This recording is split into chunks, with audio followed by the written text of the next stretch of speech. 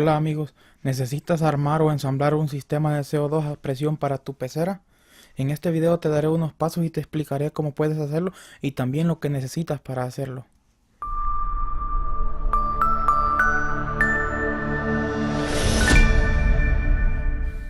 Si tienes un acuario con bastantes plantas ya debes de ser conocedor del CO2 o dióxido de carbono. Si estamos hablando de CO2 estamos hablando de lo que necesitan las plantas para crecer y para hacer fotosíntesis.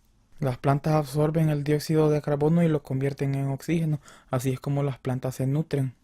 En tanques o peceras con mucha luz es necesario inyectar el CO2 o el dióxido de carbono, porque las plantas cuando tienen más luz necesitan más dióxido de carbono para hacer fotosíntesis y crecer más fuertes.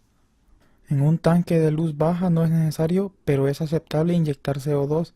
Estas peceras necesitan menos CO2 que las de luz alta. Al aire libre las plantas y árboles consiguen el CO2 desde las raíces hasta el aire.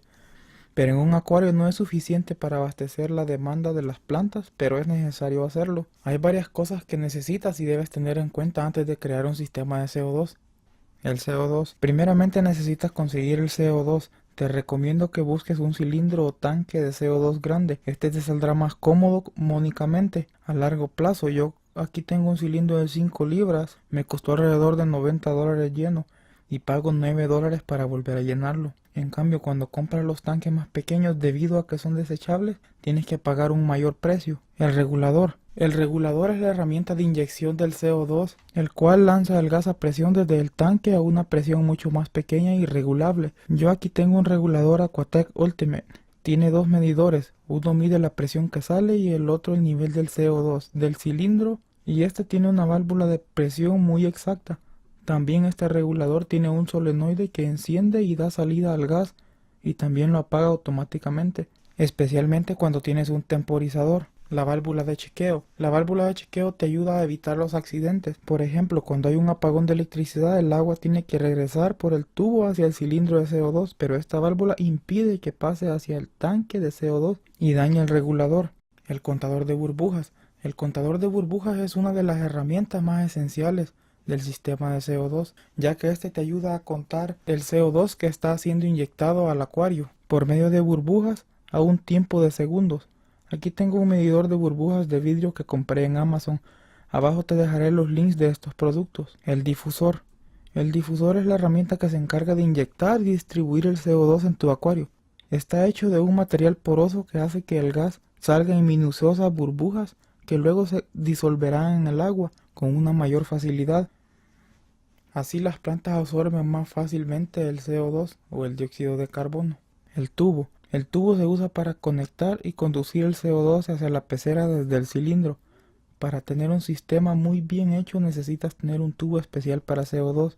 Es un poco más fuerte que el tubo para bombas de aire. Este tiene más resistencia a la presión alta. Para chequear tu nivel de CO2 puedes hacerlo usando un chequeador de gota o haciendo un test de pH, otro de KH, o sea de carbón. Más adelante haré un video dándote más información acerca de este tema. Los medidores de gota no son 100% precisos, por eso te recomiendo que consigas o ya debes de tener un kit que tenga el medidor de pH para hacer tu test de pH y el de KH, o sea el de carbón. Así ese test es 100% seguro.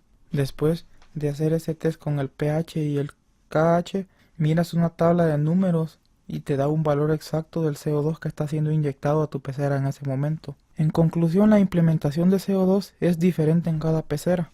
Todo depende de los requerimientos de tu tanque y es de vital importancia considerar otros elementos que alteran todo el sistema, como por ejemplo la intensidad de la luz, el movimiento del agua, la fertilización de las plantas. Encontrar el balance adecuado de tu pecera no es nada fácil, pero poco a poco irás regulando estos factores hasta encontrar el equilibrio ideal. Eso es todo por hoy amigos, espero les haya servido mucho este video y si tienen alguna duda por favor dejen un comentario abajo, no olvides darle like y suscríbete. Muchas gracias.